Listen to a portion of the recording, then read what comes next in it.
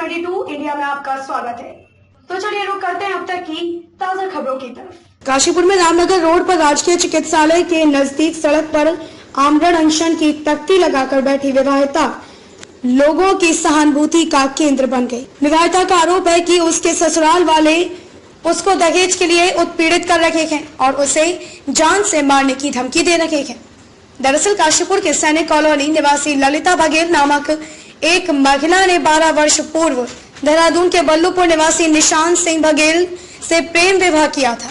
तब उसके पति गुजरात के बड़ोदरा में नौकरी करते थे। विवाहिता ने बताया कि पिछले 4.5 वर्षों से उसे ससुराल से निकाल दिया गया है। दहेज की मांग को लेकर उसका उत्पीड़न किया जाता रहा। इस बीच उसने देहरादून में 1 साल तक निजी संस्थान में नौकरी कर गुजारा किया, लेकिन वहां उसके साथ गलत व्यवहार के चलते उस नौकरी को छोड़कर काशीपुर में अपने सैनिक कॉलोनी स्थित मायके आना पड़ा।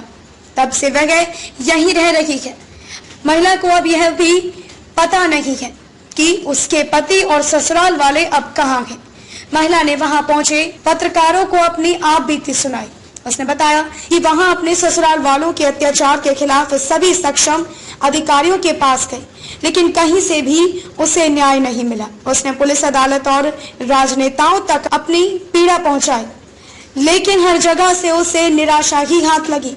सब जगह से थक हार कर उसने सारी कार्यवाही के दस्तावेज फाड़ डाले और खुद कुछ करने का फैसला लिया। विवाहिता की मांग है कि उसे सुरक्षा प्रदान की जाए। वह वापस अपने ससुराल जाना चाहती है, लेकिन उसे वहां अपनी जान का खतरा है। विवाहिता ने बताया कि उसने प्रधानमंत्री मोदी को भी पत्र लिखा है कि उसे न्याय दिलाया जाए। पीड़ित महिला ने इच्छा जताई कि वह अब राजनीति में आना चाहती है। राजनीति शास्त्र से MA और फैशन डिजाइनिंग का उसने कोर्स किया है। रामनगर रोड पर बैठी विवाहिता लोगों के कौतूहल का केंद्र बन गई है। महिला अपनी व्यथा तो सुना रही है, पर उसमें कितनी सच्चाई है यह तो जांच का विषय है। काशीपुर उत्तराखंड से News22 इंडिया के लिए FU खान की रिपोर्ट। मैं अपने अधिकारों के लिए बैठी हूँ। मैं एक डोमेस्टिक वायलेंस सर्वाइवर हूँ और मुझे पॉलिटिक्स में आने की रुचि रखती हूँ। मैंने बहुत कुछ बर्दाश्त भी किया, बहुत कुछ देखा भी। अन्याय के खिलाफ आवाज़ उठा रही हूँ, करप्शन के खिलाफ आवाज़ उठा रही हूँ और मैं चाहती हूँ कि राज्य सरकार मुझे आश्वासन प्रदान करे कि मुझे देहरादून तक यहाँ से लेकर के जाएं। वो 6/1 बल्लूपुर रोड किशन नगर चौक जो है वो मेरा मैट्रिमोनियल हाउस है। मेरे पति मुझे बहुत धमका रहे हैं कि तुम कब्जा करने आ रही हो, तुम्हें मैं देख लूँगा, क्योंकि उनके पिता जो हैं वो एक डिप्टी कमांडेंट रिटायर्ड हैं और वो हमेशा अनौपचारिक कार्य करते हुए मुझे प्रताड़ित करते रहते हैं। इसलिए मुझे राज्य सरकार से ये मांग है कि वो मुझे क्या बोलते हैं देहरादून में वो करें, संरक्षण प्रदान करें, मेरी जान को कोई भी खतरा ना हो, मेरे पति, सास, ससुर से। और मोदी जी से ये मांग है कि मैंने आपका BJP भी ज्वाइन करने के लिए मैंने वो पत्र मैंने वहाँ पे मेंबरशिप ली थी, लेकिन उसके लिए मुझे कुछ भी बताया नहीं गया। मैंने आपको भी बहुत चिट्ठियाँ लिखी। मोदी जी, मेरी आपसे विनती है कि मैं बहुत प्रताड़ित हो चुकी हूँ राज्य सरकार से और देश की सरकार से। मैं मांग कर रही हूँ कि मुझे बाइज्जत मेरे ससुराल में रखते हुए मुझे के लिए प्रताड़ित करते थे और गाड़ी नहीं लेकर के आई, लग्जरी कार नहीं लेकर के आई, उसके लिए प्रताड़ित करते थे। जो मेरे पति थे वो 10-15 दिन तक बिना बताए चले जाते थे।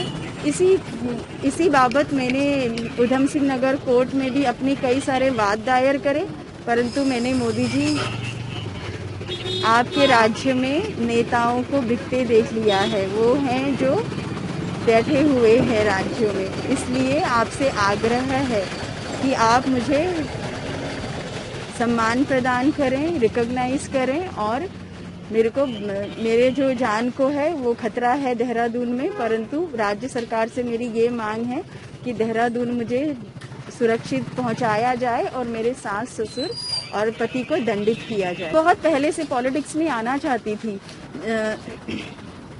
लेकिन मेरे पति ने कभी मुझे आने ही नहीं दिया।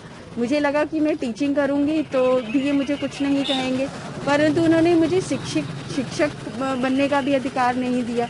मैंने 2-2.5 साल टीचिंग भी करी है, उसके बाद मैंने कॉर्पोरेट में जॉब भी करी, लेकिन वहाँ पे भी मेरे साथ प्रताड़ना हुई। सेक्सुअल हरासमेंट का केस करा, कमेटी ने कोई भी बात नहीं सुनी। इसलिए मेरी मोदी जी से आज आग्रह है कि आप बताइए मैं न्याय पाने के लिए कहाँ जाऊँ। मायका मेरा काशीपुर का ही है, परंतु मैं यहाँ पे जबरदस्ती रह रही हूँ। मेरे सास ससुर ने बहुत उन लोगों के ऊपर वो बना रखा है, प्रेशर बना रखा है, क्योंकि वो कुछ नेताओं को भी जानते ही हैं और पुलिस वालों को भी अपने रैंक का मिसयूज कर रहे हैं। वो कैंटीन से शराब खरीदते हैं और बाहर बेच देते हैं। ये ब्लैक का काम भी करते हैं मेरे ससुर। मैंने उस घर में किसी भी गलत चीज के लिए आवाज उठाई तो मुझे मारा पीटा गया। क्यों? क्योंकि मेरे पिताजी स्वर्गवासी हो गए थे बचपन में। उनको पता है कि मेरे पिता नहीं हैं, तो मेरे भाइयों को भी उन्होंने बहुत प्रताड़ित किया है कि तुम है, तुम लेकर के जाओ। परंतु मैं अपने मायके में नहीं रहना चाहती हूँ, मैं ससुराल में बाइज्जत रहना चाहती हूँ और मैं आगे के लिए सोच रही हूँ। मैं बहुत दूरदर्शिता हूँ। मुझे मालूम है कि मुझे न्याय जरूर मिलेगा, मेरी जान को कोई खतरा नहीं होगा। उसके बाद मुझे पॉलिटिक्स ज्वाइन करनी है, क्योंकि मेरी रुचि है पॉलिटिक्स में ज्वाइन करना। मैं कार्यकर्ता के रूप में और एक राज्य को बहुत सुशासित रूप में चलाना चाहती हूँ। मेरे ससुर का नाम कृष्ण बहादुर सिंह बघेल है। वो एक डिप्टी कमांडेंट रिटायर्ड हैं और उनकी पेंशन आती है। हमारी प्रॉपर्टी है। कई बार मेरे ससुर ने प्रॉपर्टी लेने के लिए, जबकि शादी के बाद भी जो निशांत हैं वो पूरा का पूरा उनके घर का खर्चा वर्चा देखते थे और वो हमारे पास आते जाते रहते थे, हर महीने आते थे। जब निशांत के मम्मी हमारे घर आते थे वो मेरी मार पिटाई करते थे अपनी मम्मी के कहने पे। उनकी माँ का ये प्रेशर था कि तू इसको छोड़ दे, हम एमएलए की लड़की लेकर के आएंगे। ये लग्जरी कार नहीं लेकर के आई है शादी में। दहेज मैंने कुछ समय पश्चात दायर करना चाहा, परंतु सबने बोला कि 7 साल के बाद दहेज उत्पीड़न का मामला दायर नहीं होता है। नहीं, मैं तो उत्तराखंड जो है पार्टी उसमें जाना चाहती हूँ। ललिता बघेल। अब तक के लिए बस इतना ही। देश दुनिया की ताजा खबरें देखने के लिए देखते रहिए न्यूज़ 22 इंडिया। खबर भी असर भी। और हमारे चैनल को लाइक व सब्सक्राइब करना